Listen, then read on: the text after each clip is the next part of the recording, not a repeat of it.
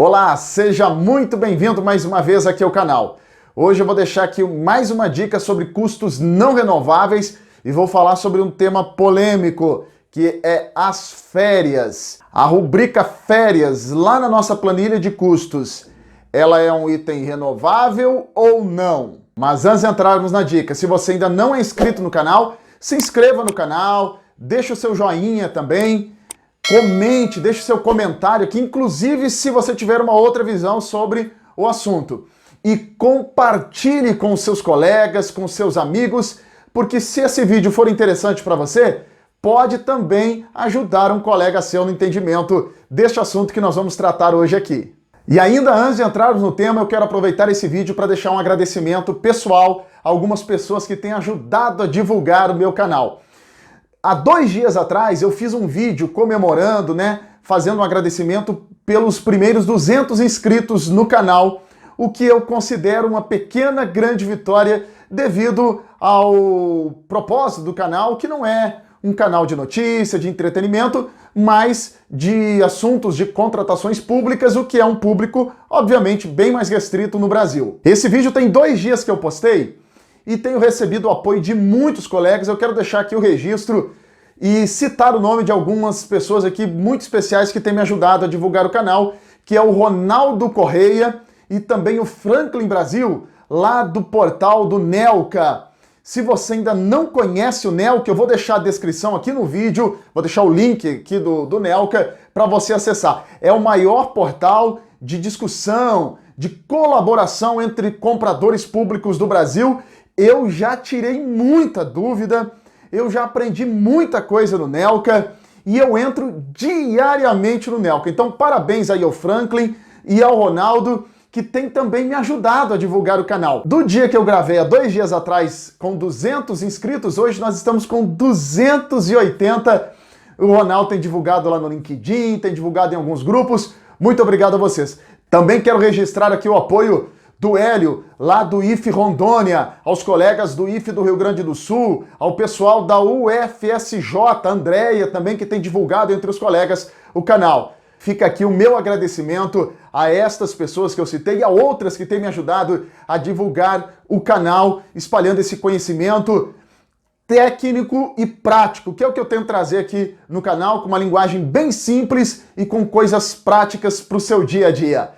Muito obrigado, então, e vamos à dica de hoje. Como eu já disse para vocês, a dica de hoje é sobre mais um item de custos renováveis ou não. Nós vamos tratar, então, hoje do item férias. Férias a partir do novo modelo de planilha de custos que foi trazida aí pela Instrução Normativa 5 de 2017. Nós temos 2 campos de férias. Nós temos um campo lá no submódulo 2.1 e lá está previsto férias e 1/3 de férias, a princípio para o titular do posto. Nós vamos tratar desse assunto daqui um pouco.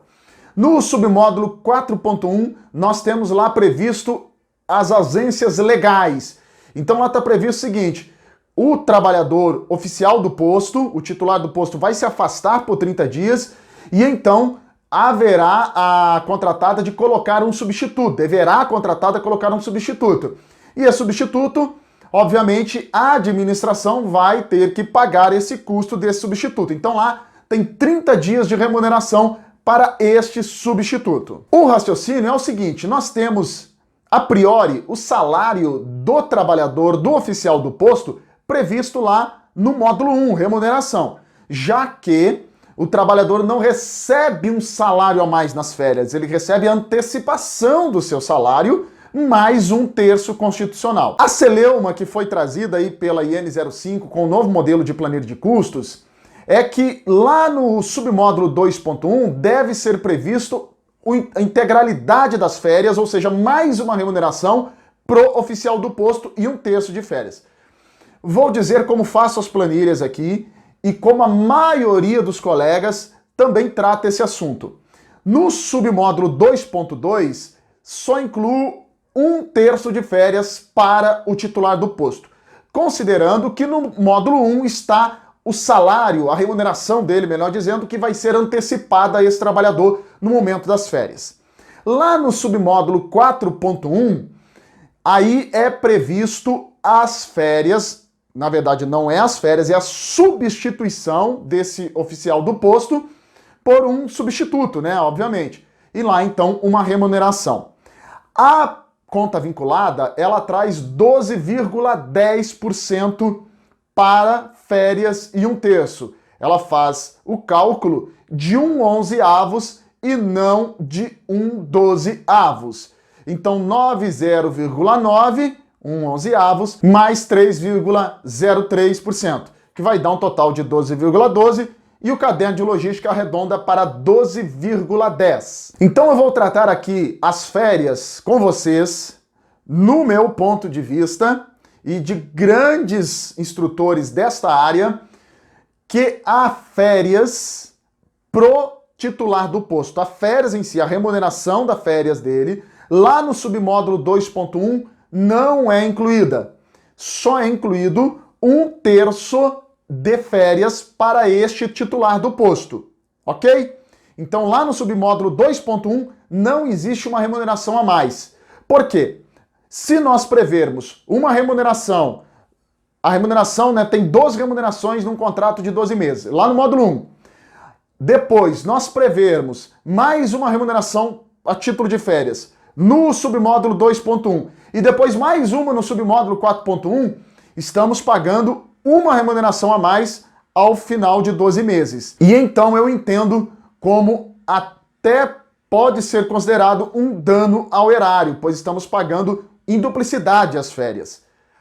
Estas férias do submódulo 2.1 para o titular do posto só faz sentido para o órgão que se utiliza do pagamento pelo fato gerador. Muitos entendem isso, que estas férias pode ser prevista lá no submódulo 2.1 e também no submódulo 4.1. Pode ser prevista desde que o órgão utilize o pagamento pelo fato gerador. Por quê? Porque o pagamento pelo fato gerador prevê que a administração só pagará a contratada quando essas despesas de férias, 1/3, de 13º salário, de rescisão, quando estas despesas acontecerem. Quando houver o fato, quando o fato for gerado, a contratada apresenta ao órgão e o órgão então paga. Ou seja, a administração não vai pagando 1/12 das férias do submódulo 2.1 e nem do submódulo 4.1. Ela não paga nenhuma durante a vigência do contrato. Quando acontecer o fato gerador, então sim a administração paga esses valores.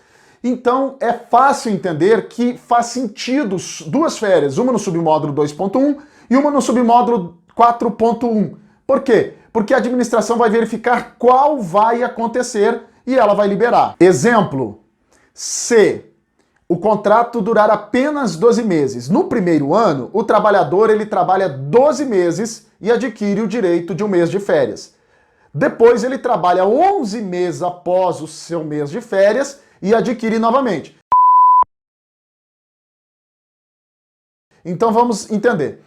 Se no primeiro ano de contrato o contrato for encerrado, já que não há garantia que o contrato seja renovado, se no primeiro ano for encerrado, a administração usará qual rubrica para pagar as férias? Ela usará a rubrica do submódulo 2.1, já que correram 12 meses de contrato e a partir do próximo mês, o trabalhador, o oficial, o titular do posto vai estar em férias. Então utiliza a rubrica do submódulo 2.1. Já que o pagamento é pelo fato gerador, nesse caso, a administração não pagará os valores que estavam previstos na sua planilha de custo e formação de preços do submódulo 4.1. Pagará apenas do submódulo 2.1.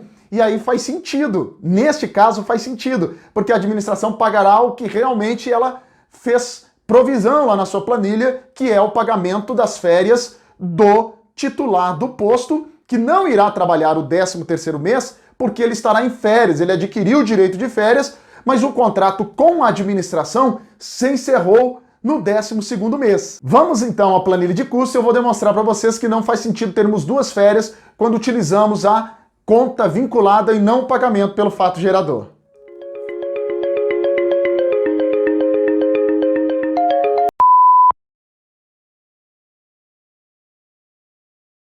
Bom, pessoal, então vamos aqui para a planilha de custos para demonstrar para vocês essa questão das férias, se é ou não um custo renovável. Então, olha só como que eu trabalho com a planilha de custos e também é a indicação de muitos outros instrutores, outros professores.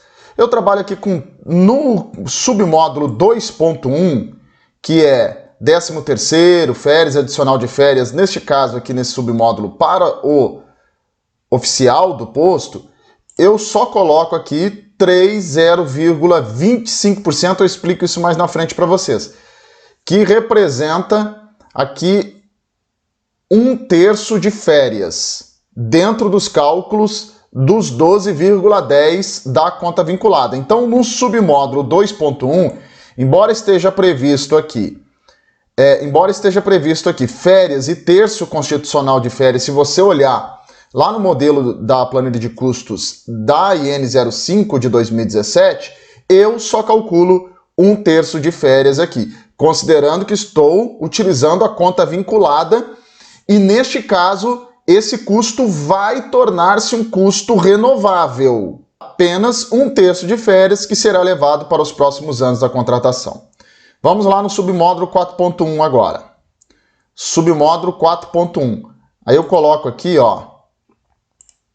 Aí eu coloco aqui 9,075%, que representa aqui os 30 dias de remuneração do substituto do posto.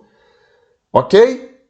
E aí eu considero que as férias do trabalhador oficial do posto está aqui no módulo 1. No módulo 1, só um pouquinho. Está aqui no módulo 1, que é a remuneração dele. Esse é o valor que será utilizado para pagar as férias do titular do posto. Muito bem? Agora deixa eu explicar para vocês aqui o 9,075 e o 30,25 aqui, ó.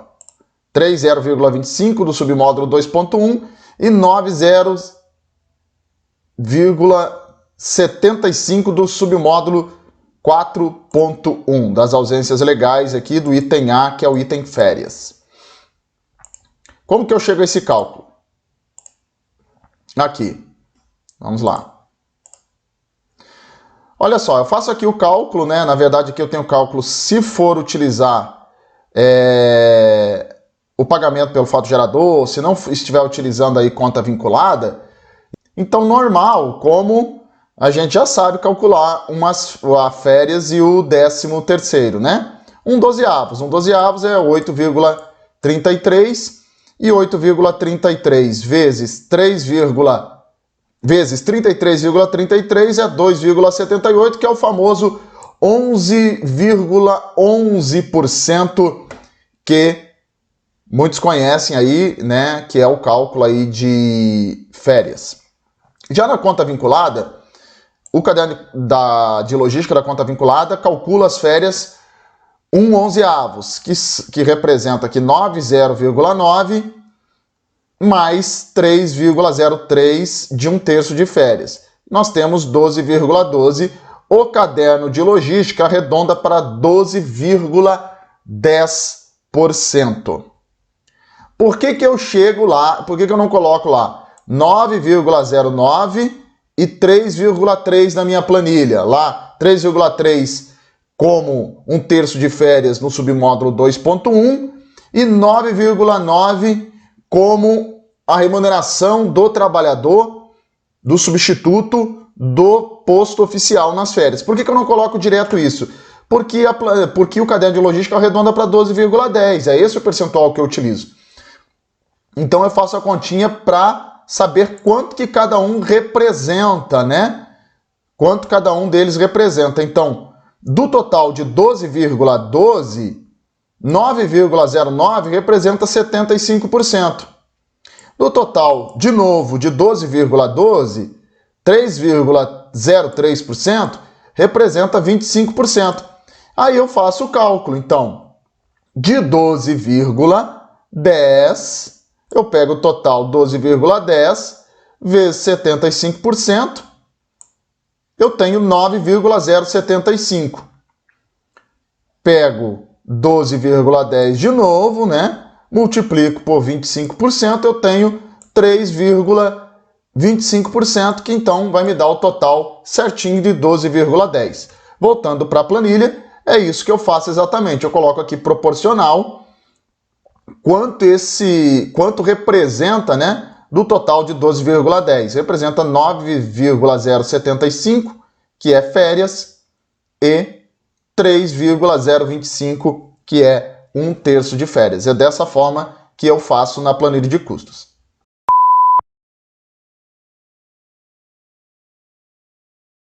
Muito bem. Mas e se a administração utiliza o pagamento pelo fato gerador? Aí sim, aí pode ser aqui 11,11, que é 8,33 mais 1/3, 11,11.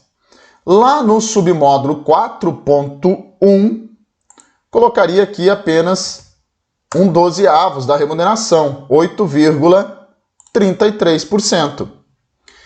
Vejam que neste caso eu estou prevendo 8,33 aqui, ou seja, 1/12 de uma remuneração para pagamento de férias do titular, e estou prevendo 8,33 para pagamento para pagamento da substituição desse titular nas férias. E ainda tenho o pagamento do mês, que todo mês acontece lá no módulo 1, que é a remuneração desse trabalhador aqui. Eu vou continuar pagando nesse mês a remuneração do trabalhador. Pois bem, no caso do pagamento pelo fato gerador, esse percentual do submódulo 2.1, 11,11, e esse percentual do submódulo 4.1, 8,33, não serão pagos no decorrer da prestação de serviço, da vigência do contrato, né, nos 12 meses do primeiro ano. Eles não vão ser pagos, a administração não pagará e nem depositará numa conta vinculada para essa contratada. Ela simplesmente reterá esse pagamento, não pagará isso para o contratado. O que ela vai fazer? Ela vai pagar essa despesa quando ela acontecer. Então ela pode vir aqui, se o contrato no primeiro ano de vigência não foi prorrogado, vamos pensar, se o contrato não foi prorrogado, não houve a necessidade de um substituto para este posto, já que o trabalhador adquire o direito ao gozo das férias apenas após 12 meses de trabalho no primeiro ano. Então, como eu não tive substituto, esse percentual do submódulo 4.1, embora esteja previsto na planilha de custos, não será pago pela administração. Esse percentual está previsto, mas não será pago. O que a administração vai pagar nesse caso? Vai pagar apenas esse percentual que estava previsto para o titular do posto, 11,11. Ok? Pagou esse percentual, não pagou do submódulo 4.1, tudo certo, só pagou uma vez.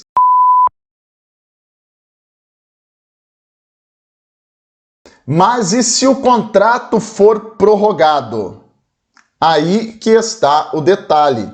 Se o contrato for prorrogado, no caso do pagamento pelo fato gerador, a administração não utilizará aqui os 8,33%.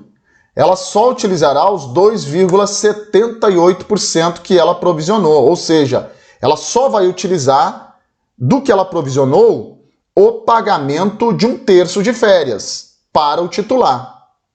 E aí sim, ela pagará os 8,33%, 1/12, que ela provisionou durante 12 meses, ela vai utilizar para pagar o quê? Para pagar o substituto do posto. E estes 8,33 que ela não utilizou aqui, é aí que eu entendo que o caderno de logística nos diz: esse custo torna-se não renovável.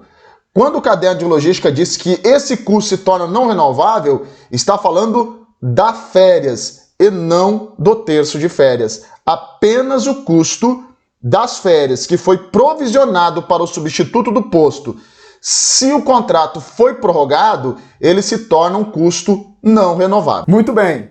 Depois de demonstrar um caso prático, cálculos, mostrar na planilha de custo, fica mais fácil de entendermos, não é assim? Então a resposta é: férias é um item renovável ou não da planilha de custo e formação de preços? Depende. Se você estiver utilizando conta vinculada, não deve ser previsto as férias lá no submódulo 2.1. Então férias do submódulo 4.1 é sim um item renovável. Mas se você estiver utilizando o pagamento pelo fato gerador e estiver prevendo duas férias, uma lá no submódulo 2.1, outra lá no submódulo 4.1 para o substituto, aí uma dessas não é renovável.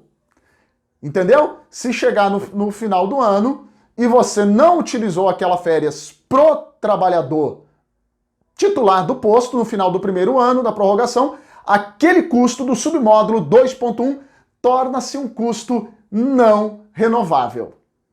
Eu espero que essa dica seja útil para você. Mais uma vez, se ela foi útil, compartilhe com seus amigos, com seus colegas. E se você também tem outro entendimento sobre o assunto, aqui não somos o dono da razão. Deixe o seu comentário aqui embaixo, coloque a sua opinião e vamos aí nos ajudando a entender o universo das contratações públicas. Muito obrigado, então, mais uma vez, e até a próxima.